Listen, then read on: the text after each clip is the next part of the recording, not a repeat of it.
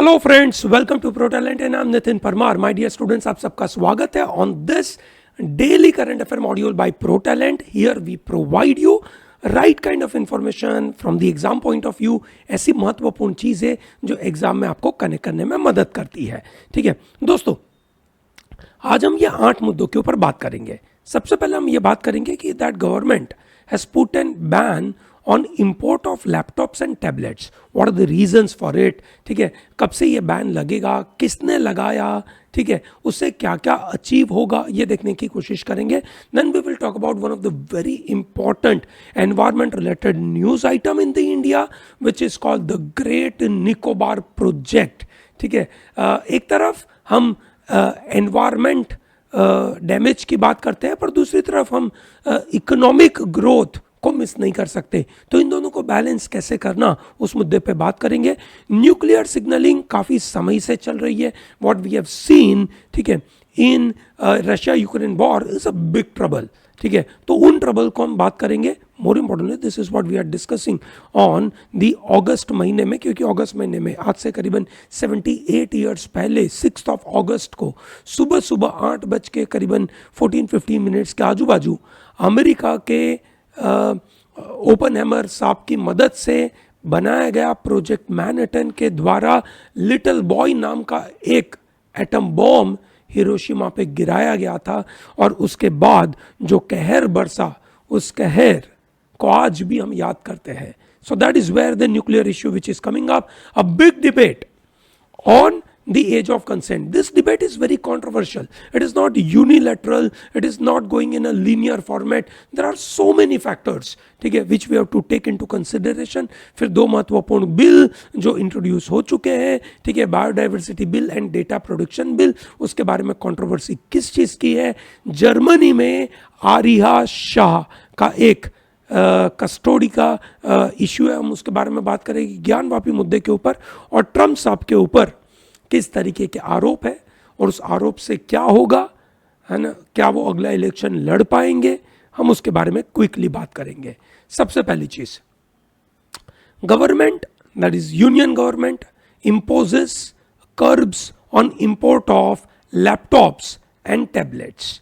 ठीक है, new regulations require import licences with immediate effect. Note करना, ये न्यूज आया था इमीडिएट इफेक्ट का कुछ दिन बाद, that is the very next day. ठीक है, they said it will be, you can से, स्टार्टिंग फ्रॉम November 1। ओके, ठीक है, स्टार्टिंग फ्रॉम November 1। चलिए, ग्रेट, इमीडिएटली नेक्स्ट डे कर दिया था। हाउएवर, क्या है ये? ठीक है, this will be a big impact on varieties of the company's laptop and tablets available in the country. What is the purpose? What is the reason? They have not given any reason कि क्यों हम ऐसा कर रहे हैं। However, it is expected that it will boost our domestic sector। ठीक है, obviously कुछ डिवाइसेस को एग्जाम्शन मिला। अब आप ये देखिए, फाइनेंशियल ईयर 2022 एंड 2023 में इंडिया ने करीबन $9,500 million worth of laptops we imported, and that was basically from China. Number 1 is China और number 2 is Hong Kong. China से 9,500 you can say million dollar import करा, हांगकांग से 1,400। ठीक है, तो आप समझ सकते, that's a huge number which is coming from China। और ये चाइना से जो इंपोर्ट हो रहा है, शायद उसी को कर्व करने की बात है। किसने किया ये काम? DGFT which is directorate general of foreign trade. उन्होंने एक दिन पहले बोला था it is an immediate effect, फिर उसको उन्होंने एक्सटेंड कर दिया टिल 1 November।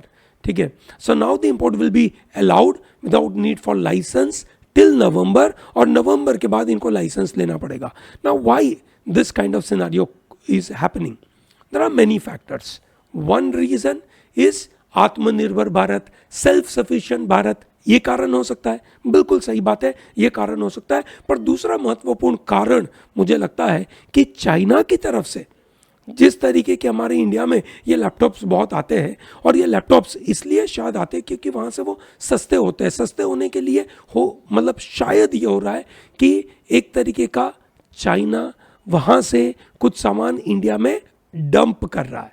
तो इंडिया की तरफ से ये एंटी डंपिंग मेजर हो सकता है। ठीक है, एंटी डंपिंग मेजर क्या होता है, चलिए समझते हैं। डंप करना मतलब अगर एक कंट्री है दैट इज चाइना, चाइना अगर कॉम्पीट करना चाहता है वर्ल्ड में, ठीक है, अलग अलग कंट्रीज के साथ, तो फेयर वे में कंपीट करे, किसी को प्रॉब्लम नहीं है। पर वो जानबूझ के अपने यहाँ के लोगों को सब्सिडी दे, और वो चाइना के जो कंपनीज है वो इंडिया में जानबूझ के उनका प्रोडक्ट बहुत सस्ते दाम पे या कम क्वालिटी का सामान इंडिया में डंप कर दे, तो वो गलत हो जाएगा। इसकी वजह से government of India must take anti dumping measures. ठीक है, क्या ये एंटी डंपिंग मेजर हो सकता है? पॉसिबल। ठीक है, सेल्फ सफिशिएंसी का कारण हो सकता है। आपने देखा होगा अभी रिसेंटली इंडिया ने प्रोडक्शन लिंक्ड इंसेंटिव देने का वादा किया था फॉर आईटी हार्डवेयर, शायद ये भी उसका एक कारण हो सकता है, which is same about self you can say reliance, Aatmanirbhar Bharat. दूसरा हो सकता है which is anti dumping measure, possible.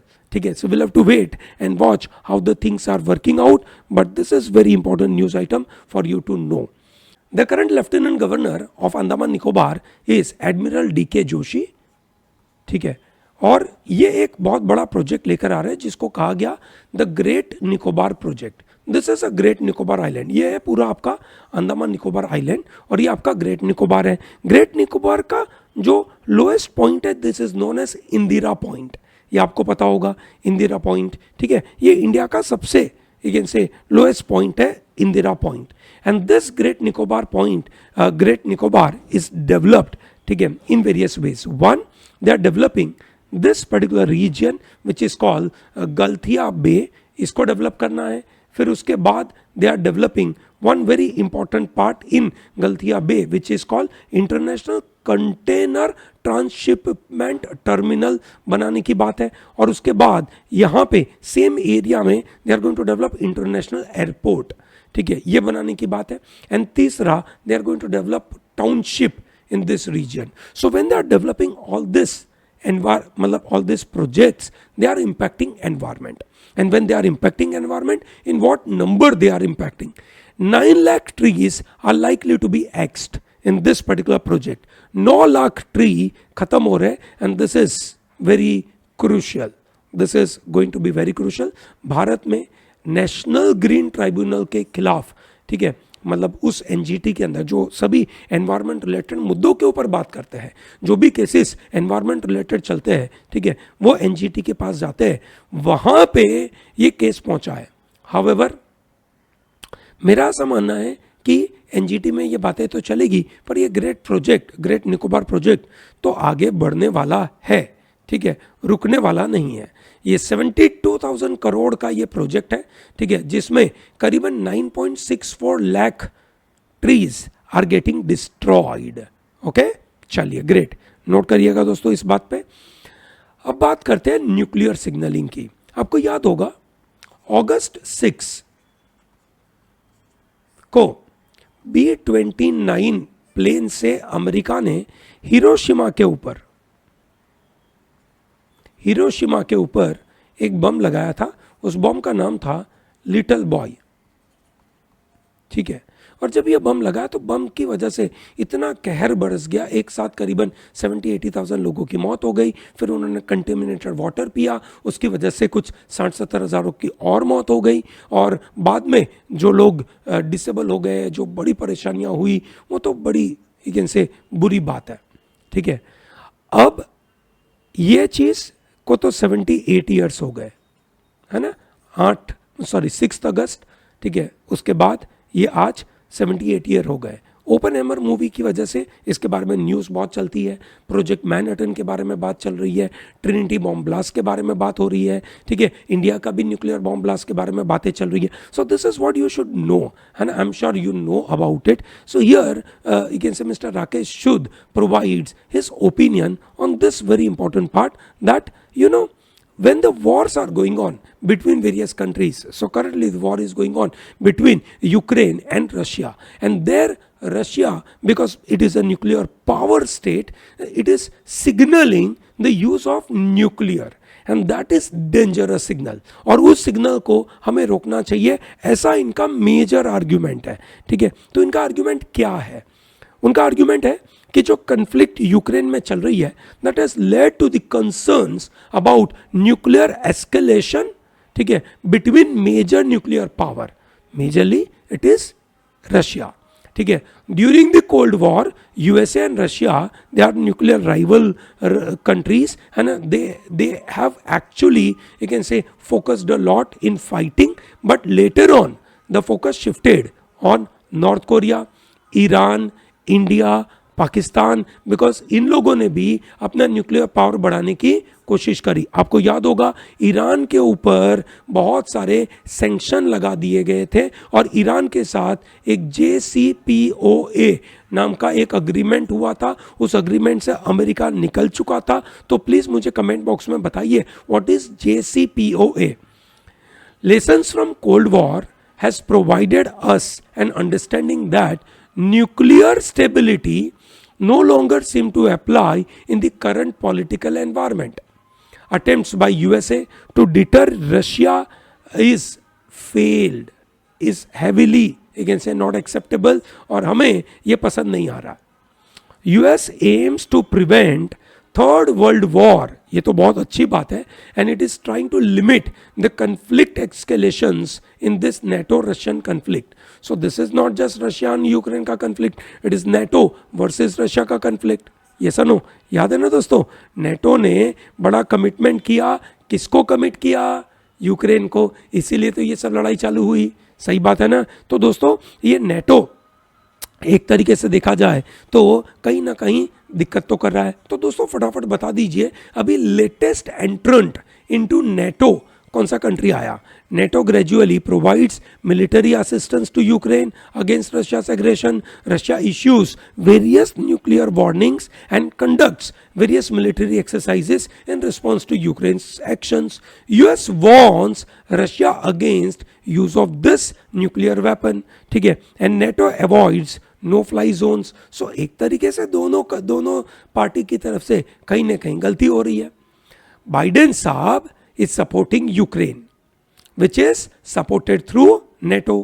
ठीक है, however they are avoiding direct conflict with Russia. दोनों यूएसए और Russia they are engaging themselves in this you can say rhetoric की तुम गलत कर रहे हो, तुम गलत कर रहे हो, पर दोनों एक तरीके से रेड सिग्नल तो दोनों कंट्रीज एक दूसरे को दिखा रहे हैं। तो एक तरीके से कोल्ड वॉर एरा में जो एक डेटरेंस का सिनारियो चल रहा था, ठीक है, जो डेटरेंस की सिनारियो चल रही थी, जो आज एक तरीके से अनसर्टेनिटी और रिस्क तक पहुंची है। क्यों? क्योंकि कोल्ड वॉर के समय पे डेटरेंस क्लियर कट था कि भैया आपको यूज करना नहीं है, अगर आप यूज करोगे तो हम आपके सामने यूज करेंगे। ठीक है, अब ये तो क्या था, यूएसए और रशिया आमने सामने थे। ठीक है, अब बात ऐसी चल रही है ना कि यूएसए और रशिया आमने सामने नहीं है डायरेक्टली। सो अब रशिया यूक्रेन के ऊपर वॉर लगाने मतलब अटैक करने की बात कर रहा है। तो डेटरेंस के नजरिए से एक रिस्क बड़ा क्रिएट हो गया कि भैया ये जो डेटरेंस की थ्योरी है कि मेरे पास अगर न्यूक्लियर वेपन है और तुम्हारे पास भी न्यूक्लियर वेपन है तो मैं बिल्कुल सोच समझ के न्यूक्लियर वेपन तुम्हारे सामने यूज करूंगा और इनफैक्ट यूज ही नहीं करूंगा। ऐसा थॉमस शिलिंग साहब ने कहा था। ठीक है, क्रेडिबल न्यूक्लियर थ्रेट अगर है तो कोई यूज करेगा नहीं। पर यहां पे सामने यूक्रेन है और यूक्रेन के पास न्यूक्लियर थ्रेट नहीं है।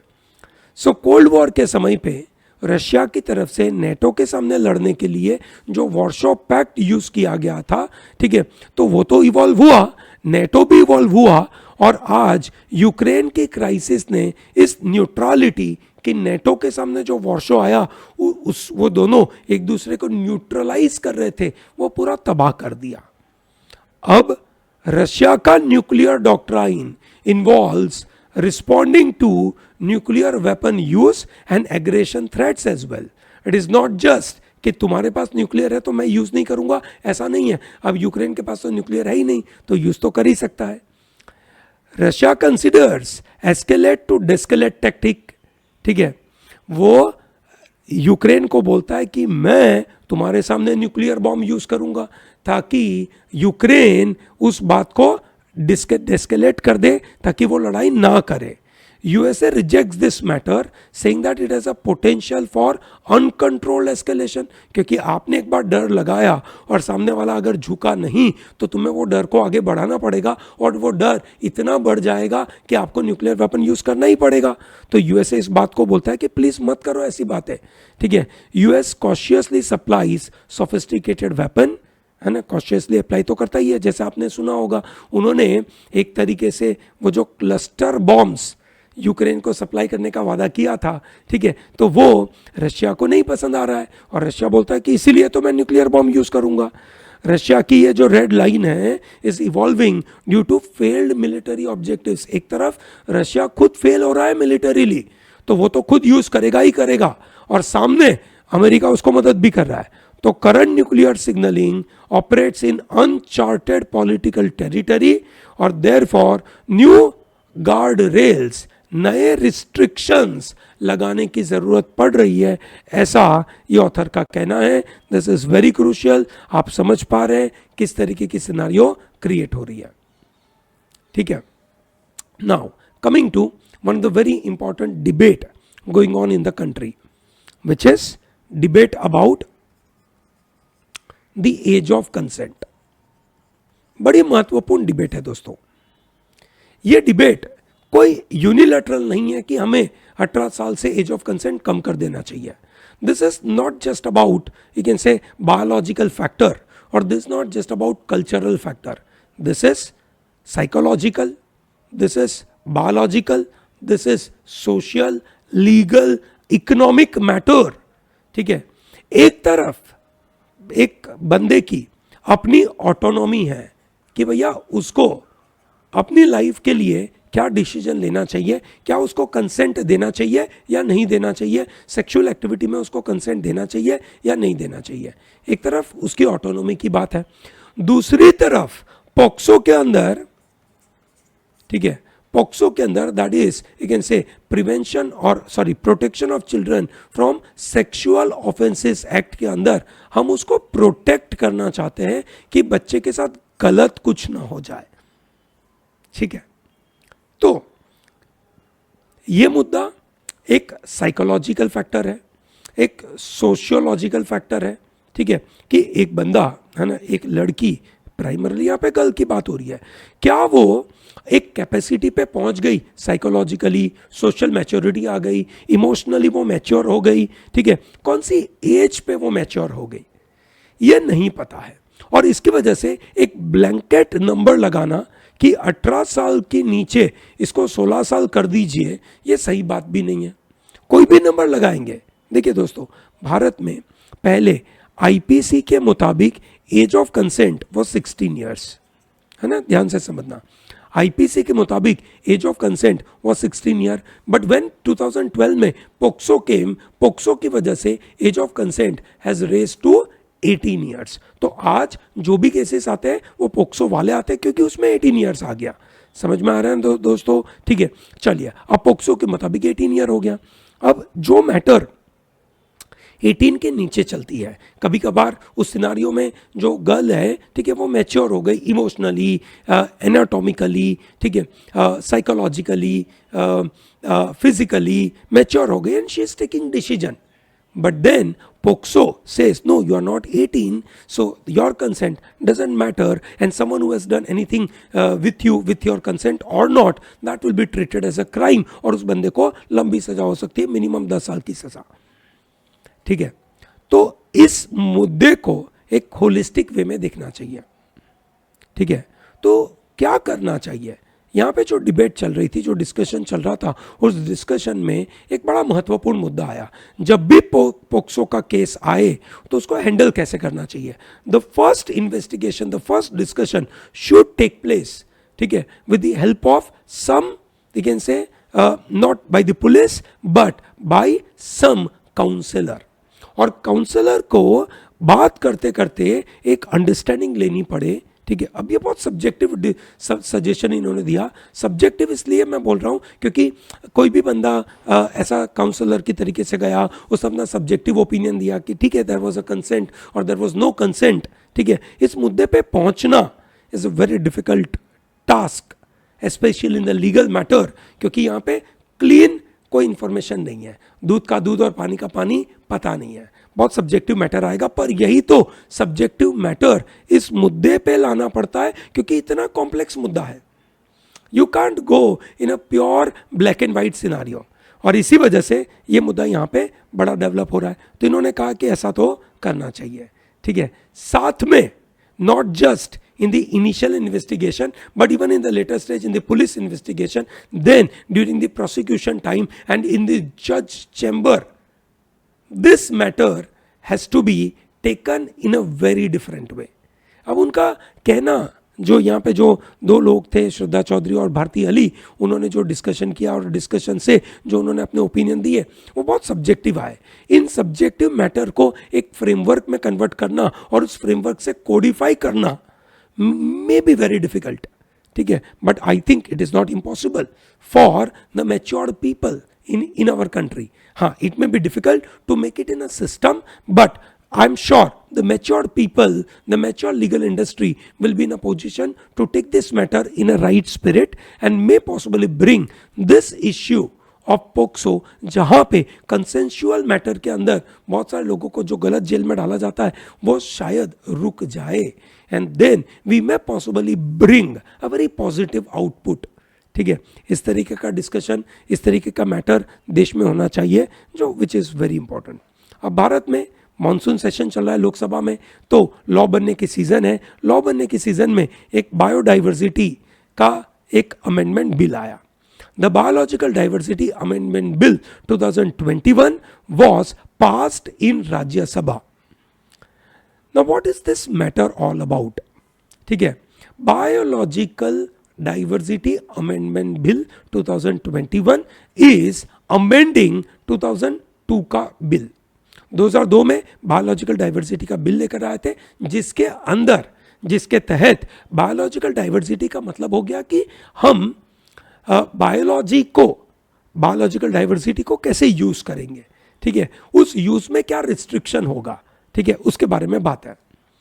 अभी इस नए बिल के अंदर Ayush which is known as codified, है ना, which is known as codified knowledge of the use of biological diversity, उसको यहाँ पे बड़ा बेनिफिट दिया। आयु stands for Ayurveda, Y stands for yoga, U stands for यूनानी, S stands for सिद्धा, H stands for होम्योपैथी। तो अगर किसी के पास आयुष नॉलेज है और उस नॉलेज के बेसिस के ऊपर वो कोई बायोलॉजिकल चीज़ों का यूज करते हुए दवाइयाँ बना रहा है और वो लोगों को दे रहा है, तो ईज ऑफ डूइंग बिजनेस के मुताबिक इस अमेंडमेंट बिल में उनको बेनिफिट दिया गया। चलो, बेनिफिट तो दिया गया, है ना, this is fair and equitable sharing of benefit के बारे में बात हुई। पर जब ये ईज ऑफ डूइंग बिजनेस के अंदर आयुष इंडस्ट्रीज को ये कोडिफाइड ट्रेडिशनल नॉलेज को एग्जेम्प्ट किया गया, तो जो लोकल कॉमन पीपल है, जो बरसों से उन बायोलॉजिकल डाइवर्सिटी के नज़दीक में रहते हैं, उनके लिए क्या है? अगर ये उसको यूज़ करेंगे, ठीक है, तो कहीं ना कहीं दिक्कत होगा।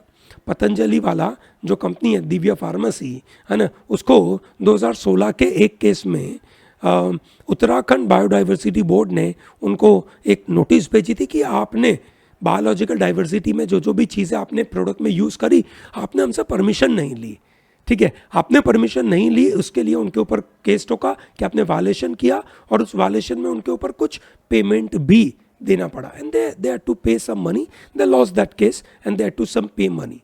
सिमिलरली गुजरात के आयुर्वेद एसोसिएशन ने भी कोर्ट में ये मुहिम लगाई थी कि इस बायोलॉजिकल डाइवर्सिटी एक्ट को थोड़ा सा डिले करे, पर ये सब डिले हुआ नहीं और वापस ये अमेंडमेंट लेकर आए। ये अमेंडमेंट लेकर आने में कंट्रोवर्सी इसी बात की हो रही है कि आप जिन जेन्युइन लोगों को इन्वॉल्व करना चाहिए उनको कर नहीं रहे हो और आप उसको कमर्शलाइज कर रहे हो।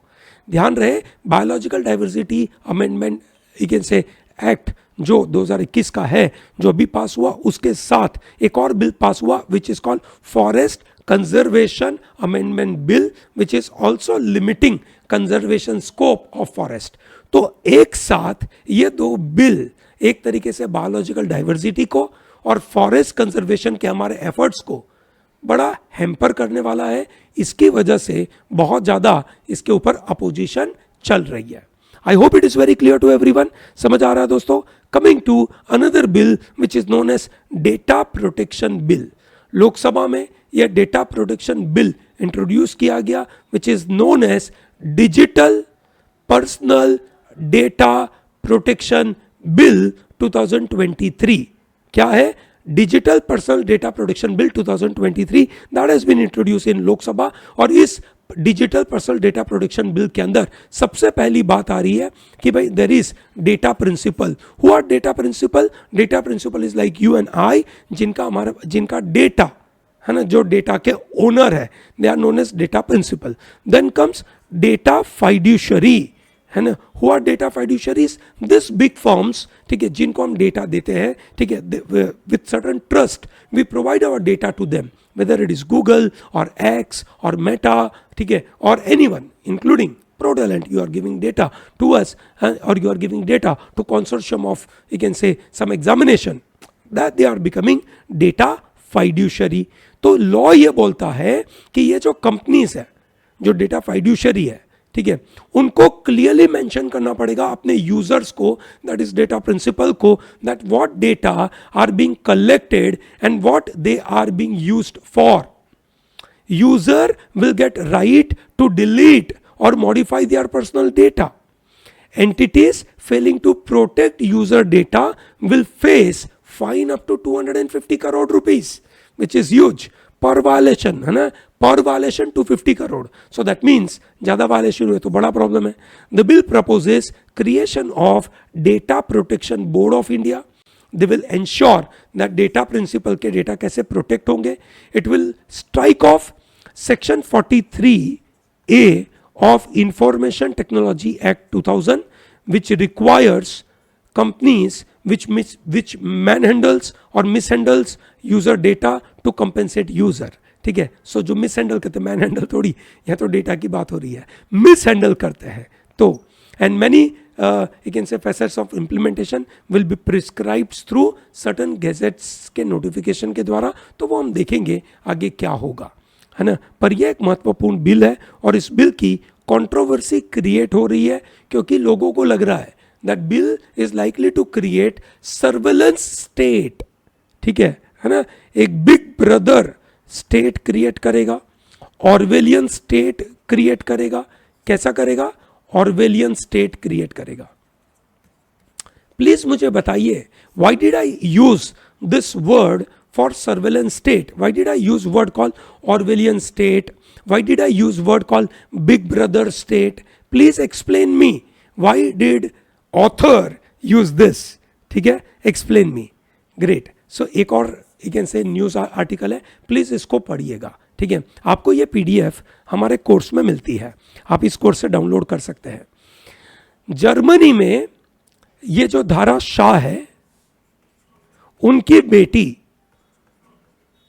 धारा शाह की बेटी आरिया Shah is in a custody of German youth service, है ना. जर्मन यूथ सर्विस के कस्टडी में है. क्यों ऐसा कस्टडी में है? क्योंकि ये लोग जर्मनी में रहते थे, है ना, हस्बैंड वाइफ और उनकी छोटी बेटी, है ना. जब ये जर्मनी में रहते थे उस समय पे ये जो आरिया शाह है ना, उसको कुछ फिजिकल डैमेज हुआ. ठीक है, तो जब फिजिकल डैमेज हुआ तो वहाँ की गवर्नमेंट ने बोल दिया कि you are not capable of handling बच्चा, और इसकी वजह से ये बच्चा अब जर्मन यूथ सर्विस के पास पहुंच गया और इनको कस्टडी मिली नहीं. धारा Shah is in now Delhi, उनकी बेटी आरिया Shah is in Germany and she is demanding कि मुझे ये 2 साल की मेरी बच्ची मुझे वापस चाहिए. जर्मनी बोलता है कि नहीं, क्योंकि आपने ध्यान नहीं दिया, आपके बच्चे को ब्रूटल इंजरी हुई थी, वो ब्रूटल इंजरी की वजह से आप उसके कैपेबल नहीं हो. आप जो आपके हस्बैंड भावेश शाह और धारा शाह, है ना, आप कैपेबल नहीं हो, ऐसा करके उन्होंने बोल दिया. अब ये डिमांड करी है इंडिया से कि आप किस तरीके से मेरे बच्ची को वापस लाइए. इंडिया भी कोशिश कर रहा है कि हमारे डिप्लोमेटिक मैटर्स को हम ये लेकर, मतलब यूज़ करते हुए हम यहाँ से मतलब वो बच्ची को वापस लाए. हावेवर बड़ा महत्वपूर्ण मुद्दा यहाँ से निकलता है. शी इज़ डिमांडिंग कि मेरी बच्ची के कल्चरल राइट्स है to grow. She is a Jain and Jain community के नज़रिए से मुझे अधिकार है और मेरे बच्चे का अधिकार है कि उसका डेवलपमेंट कैसे हो, उसकी पढ़ाई कैसे हो, उसकी खाने पीने का कैसा सिस्टम हो. तो अगर वो जर्मन यूथ सर्विस में होगी तो उसका ग्रोथ है ना, उस अधिकार, उसके जो अधिकार है जिस तरीके से उसका ग्रोथ होना चाहिए उस अधिकारों के मुताबिक नहीं होगा. और इसलिए मुझे लगता है कि मुझे ये से इसका कस्टडी चाहिए. So we move towards the next point, which is talking about Pakistan approves signing of security pact with USA. Now this is obviously not a very, important news item from the exam point of view कि पाकिस्तान ने sign किया. But what is very important is कि पाकिस्तान ने जो USA के साथ sign किया है, ये CISMOA, ऐसा यूएसए ने इंडिया के साथ बहुत सारे साइन किए. बैका, लेमोआ, ठीक है, कॉमकासा, ठीक है, और एक और. मुझे चारों चार के नाम चाहिए विथ कंप्लीट एक्सप्लेनेशन कि उनका फुल फॉर्म क्या है और कौन कौन से साल में हमने यूएसए के साथ ये सिक्योरिटी पैक्ट साइन करा है और हर सिक्योरिटी पैक्ट का ऑब्जेक्टिव क्या है. CISMOA का फुल फॉर्म क्या है प्लीज बताइएगा. ठीक है, चलिए ग्रेट. ग्रीन पीस एक्टिविस्ट ने सुनाक, ऋषि सुनाक क्या उसको ब्लैक से कपड़ों में ड्रेप कर दिया था. दे आर फाइटिंग कि भैया ये जो एक ऑयल एंड गैस ड्रिलिंग का उन्होंने एक अप्रूवल दिया है नॉर्थ सी में, ठीक है, इसके खिलाफ इन्होंने ये अपनी लड़ाई लड़ी थी. ठीक है, दे वर प्रोटेस्टिंग ऋषि सुनाक के plan to expand oil and gas drilling in the North Sea. ठीक है ना, ये नोट करना, दिस इज वेरी इंपॉर्टेंट. ठीक है, क्या इंपॉर्टेंट है, किस वजह से ये हुआ था ये बताना जरूरी है. ठीक है, इंडिया के ग्रैंड मास्टर गुकेश ने आनंद को वर्ल्ड रैंकिंग में ओवरटेक कर दिया. ठीक है, this is Gukesh fighting with हमारे Vishwanath Anand. Remember this D Gukesh is participate in World Chess Championship which is taking place in Azerbaijan का कैपिटल बाकू. कहाँ पे हो रही है, अजरबैजान का कैपिटल बाकू में ये इवेंट चल रही है. He is young achiever. ठीक है, Gukesh D, he has overtaken world ranking of Viswanathan Anand. ठीक है, so remember this is important. Anand is at which number? His world ranking number 9. ठीक है ना, ये वो वर्ल्ड रैंकिंग नंबर 9 पे है. ठीक है, तो ये बड़ा इंपॉर्टेंट है. तो आपको बताना डी गुकेश अभी कौन से नंबर पे है. ठीक है, चलो बढ़िया. सुप्रीम कोर्ट ने राहुल गांधी का जो कन्विक्शन हुआ था सूरत की कोर्ट में, जहां पे इनको 2 साल की जेल डाली थी डिफेमेशन के अंदर, ठीक है, उसके ऊपर स्टे लगा दिया. कहा कि जो सूरत की कोर्ट ने रीजनिंग नहीं दिया है और रीजनिंग नहीं दिया है ढंग का, और इसकी वजह से ये सही बात नहीं है. ठीक है, so this is very important. समझ में आया दोस्तों, है ना. हमारे ये जो राहुल गांधी साहब है, ठीक है, वो केरला से वायनाड की कॉन्स्टिट्यूएंसी से खड़े हुए थे और वो डिस्क्वालीफाई हो गए थे 2 साल की जेल की वजह से. अब उनको रीइंस्टेट किया जाएगा वापस इन लोकसभा. तो देखते हैं कि क्या इनका रीइंस्टेट करना उनके लिए फायदे कारक था या उनको जो निकाल दिया था वही फायदे कारक था. कि जो उनको निकाल दिया था, डिस्क्वालीफाई कर दिया था, इसी डिस्क्वालिफिकेशन की वजह से पॉलिटिकल मैटर बड़ा उनके फेवर में जा रहा था. एनीवे, एक दूसरा मुद्दा आ रहा है. Supreme court upholds archaeological Survey of India का सर्वे एट ज्ञानवापी मॉस्क. ठीक है, ये एक बड़ा कंट्रोवर्शियल मुद्दा वापस बैठ रहा है. Allahabad High Court supported Archaeological Survey of India survey at Gyanvapi mosque. Not just Allahabad High Court but Varanasi district court ने भी सेम तरीके का अपना जजमेंट दिया था. Now what is the legal matter? The legal matter is this law. क्या law है? Places of Worship Special Provision Act 1991. उन्होंने कहा था कि भैया ये लॉ के मुताबिक अगस्त 15, 1947 के बाद इंडिया में जो भी प्लेसेस ऑफ वर्शिप है, बस ज़मीन के ऊपर जो दिख रही है ना वही एक्सेप्टेबल है. हम ये नहीं डिग करेंगे कि ये ज़मीन के नीचे और क्या था. ठीक है, क्योंकि इंडिया के ऊपर बहुत सारे अलग अलग धर्म के लोग आए, उन्होंने राज किया. So there is a obvious possibility कि वो कोई ना कोई रिलीजियस स्ट्रक्चर को तोड़ा होगा, उसके ऊपर कोई दूसरा रिलीजियस स्ट्रक्चर बना होगा, और इसकी वजह से ये रिलीजियस स्ट्रक्चर को एक इनसे देखना, है ना, ये जान के कि किसके ऊपर बनाया है, मंदिर के ऊपर बनाया है, मस्जिद के ऊपर बनाया है, देरासर के ऊपर बनाया है, ये सही बात नहीं है। मान लेना पड़ेगा कि 15 अगस्त 1947 के बाद जब ये देश बना है, उसके बाद जमीन के ऊपर क्या है वो देखेंगे। ध्यान रखना, प्लेसेस ऑफ वर्शिप एक्ट के अंदर एक एक्सेप्शन था, बाबरी मस्जिद, ठीक है ना, उसके अलावा कोई एक्सेप्शन था नहीं। पर जब ज्ञानवापी मस्जिद वाला मुद्दा इसके अंदर आया तो जो वर्शिपर है उन्होंने ये किया था कि भैया ASI का सर्वे किया जाए to determine if the mosque was built on the demolished Hindu temple. The court endorsed the strategy of gathering official evidence. है ना, ये लॉ के मुताबिक तो नहीं करना चाहिए पर कोर्ट ने कर दिया, ठीक है। Courts did not address why the determining date of structures and artifacts is necessary when the main prayer is for worship rites. तो मेन मुद्दा क्या है? क्या ये मुद्दा लोगों का कि हमें वहां पे मंदिर बनाना है, ये मुद्दा ना, मुद्दा ये नहीं है।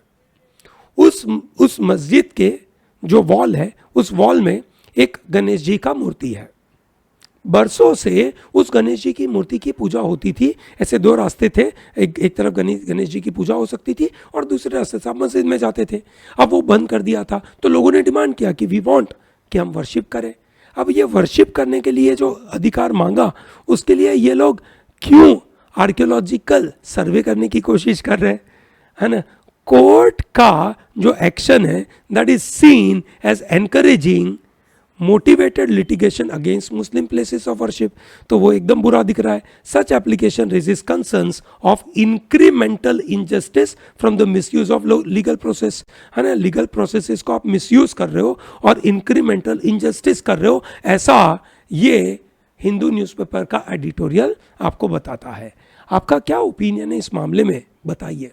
लीगली आपके क्या विचार इसमें चल रहे हैं? क्या court places of worship act के मुताबिक जो काम कर रही है वो सही कर रही है? क्या सर्वे करना चाहिए इनको? आपकी रीजनिंग हमें बताइए, दिस इज़ वेरी इंपॉर्टेंट, ठीक है। ये जो गणेश जी का मंदिर है ना, वो वहाँ पे they wanted to right to worship माँ श्रृंगार गौरी गणेश जी, वहाँ पे बाजू में हनुमान जी है, ठीक है, और बाद में कुछ से विजिबल डेटीज है, कुछ इनविजिबल डेटीज है, उनकी वर्शिप करने की बात हो रही है। और यहाँ पे ये बिल्कुल अलग ही लेवल का सर्वे करने की बात हो रही है। राजस्थान में नए 19 डिस्ट्रिक्ट फॉर्म हुए, ठीक है, नए 19 डिस्ट्रिक्ट फॉर्म हुए। तो ये एक ऐसे ही जनरल नॉलेज चाहिए आपको, इलेट की एग्जाम के लिए ऐसा जनरल नॉलेज चाहिए होगा। बॉम्बे हाईकोर्ट जज resigns in the open court, Mr. Justice Rohit Dev, a judge of Bombay High Court, he resigned in open court citing personal reason. तो यहाँ से सवाल ये बनता है कि ये जो रिजाइन करते हैं जज, तो ये अपना रेजिग्नेशन किसको देते हैं? प्लीज मुझे कमेंट सेक्शन में बताइए कि ये अपना रेजिग्नेशन किसको देते हैं। रोमानिया कोर्ट ने जो एंड्रयू तेत एंड उनके ब्रदर को जो हाउस अरेस्ट में डाला था, तो वहाँ से उसका जो हाउस अरेस्ट है उसके ऊपर से हटा दिया। रोमानिया में ये दोनों को पकड़ के एक हाउस अरेस्ट में डाला था। प्राइमरीली उनके ऊपर चार्ज था ह्यूमन ट्रैफिकिंग का, है ना। Andrew that is self described as misogynist, अपने आप को खुद ही बोलते हैं कि इज मिसोजिनिस्ट, ठीक है। इनके ऊपर बहुत सारे और आरोप है कि वो रेप किए हैं, उन्होंने criminal group of sexually exploit woman का एक एसोसिएशन डेवलप किया है। तो ये बड़ा एक इनसे कंट्रोवर्शियल इश्यू है, ठीक है। बड़े फेमस है ये भाई साहब, है ना, गलत काम के लिए फेमस है। तो एंड्रयू तैत की ये न्यूज़ है। रशिया का एक अलग न्यूज़ कि उन्होंने एक अपोजिशन लीडर है एलेक्साई नेवेल्नी को 19 साल के लिए और जेल में डाल दिया for you can say doing extremism, है ना। Mister Navalny is already serving a 9-year sentence, ठीक है, तो उनको जेल में डाल दिया। Storm Doksuri is creating trouble in China. क्या नाम है? स्टॉर्म डॉक्सुरी, ठीक है ना, क्या नाम है? स्टॉर्म डॉक्सुरी। टेक्सास जज temporary lifts ban on abortion for medical crisis. USA में एबॉर्शन के बारे में कुछ बातें चल रही है। तो ये टेक्सास की न्यूज़ है जो आपको पता होनी चाहिए, ठीक है। इमरान खान को तोश खाना करप्शन चार्जेस में 3 साल की जेल हुई।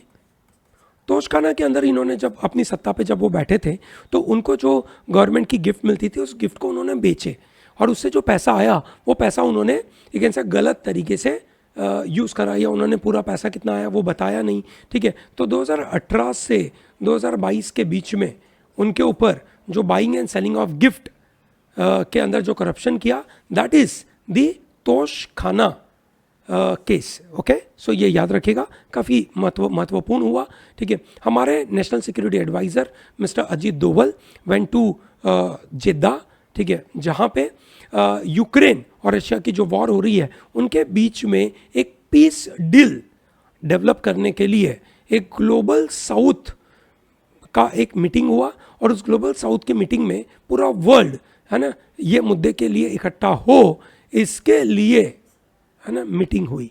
तो ये बड़ी इंपॉर्टेंट मीटिंग है, प्लीज़ ये ध्यान रखिएगा, दिस इज़ इंपॉर्टेंट, ठीक है। इसमें कौन कौन गया था प्लीज़ मुझे बताइए, this is important, national security adviser. And then यहाँ पे ट्रम्प साहब का इंडिक्टमेंट हुआ, ट्रम्प साहब के ऊपर अलग अलग चार्जेस लगे थे। 2020 में उन्होंने जो कांड करे उसके लिए 4 मेजर चार्जेस लगे थे, ठीक है। पहला, conspiracy to defraud, second, witness tampering, तीसरा, conspiracy against the rights of citizen, and number 4, destruction of attempt to obstruct or obstruction of attempt to obstruct you can say an official proceeding. जो conspiracy to portray the outcome of election हुआ, जो पहला charge था, ठीक है ना, that is citizens को defrauded किया क्योंकि आप जानबूझ के झूठा कुछ करना चाहते हैं, ठीक है। तो ये उनके ऊपर चार्जेस थे। इन चार्जेस की वजह से क्या वो इलेक्शन में पार्टिसिपेट नहीं कर पाएंगे? अगर ये चार्जेस प्रूव भी हो गए और वो कन्विक्टेड भी हुए तो भी वो इलेक्शन में पार्टिसिपेट कर पाएंगे, इलेक्शन जीतेंगे और इलेक्शन जीतने के बाद प्रेसिडेंट भी बन पाएंगे, वहां के लॉ के मुताबिक वैसा है, ठीक है। सो अगर कोई कारण से डोनाल्ड ट्रंप साहब रिपब्लिकन के अंदर जो अभी इलेक्शन आने वाला है उसके अंदर वो वैसे तो आगे बढ़ रहे हैं, है ना, और रिपब्लिकन्स के अंदर वो अभी कुछ टॉप में तो है, ठीक है भैया, कि he is a top person to run the election from Republican team, तो that is good for him, ठीक है। पर अगर ये प्रूव भी हो गया कि उन्होंने क्राइम किया है, still he will continue to remain the president. That's a unique thing. So please इस न्यूज़ को पढ़िएगा. That's very important for you. So with this I'm closing today's module. I'm sure you must have enjoyed this module. ये module आपको कहाँ से लेना है ये आपको पता चला होगा. इस वीडियो के डिस्क्रिप्शन लिंक में मैंने वो वीडियो का वो कोर्स का लिंक डाला हुआ है. आप डायरेक्टली वहाँ से इस PDF को ले सकते हैं. Thank you very much for watching this and all the best for your journey.